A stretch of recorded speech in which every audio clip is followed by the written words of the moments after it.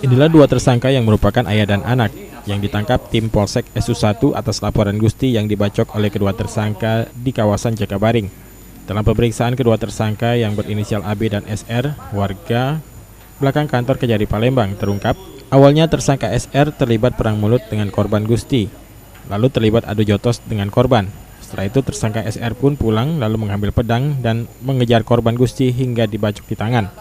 Melihat hal ini, ayah tersangka SR bersinyal AB bermaksud memisahkan anaknya yang sedang berkelahi.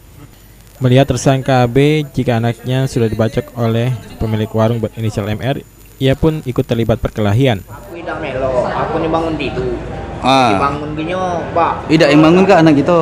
Anakku dibangunkan aku. Posisi Pak. tangan lah. Jadi kan ujung dibangun gini.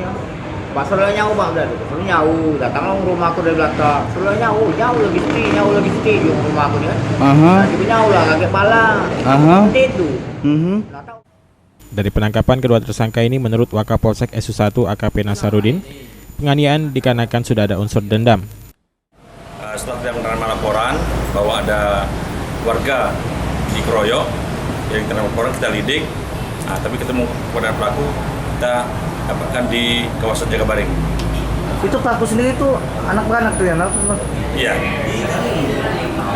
Jadi modusnya korban ini mau beli rokok, tapi pelaku tidak senang, jadi ditegur oleh pelaku supaya korban ini tidak membeli rokok di sana. Tapi akhirnya korban tidak mau pergi, datang pelaku dengan kedua pelaku ini mendatangi korban langsung mengapa karena sudah ada unsur dendam lama. Selanjutnya atas kejadian ini, kedua tersangka dijerat pasal 170 KUHP harus mendekam di sel tahanan Polsek SU1. Sri Febriandi, PAL TV.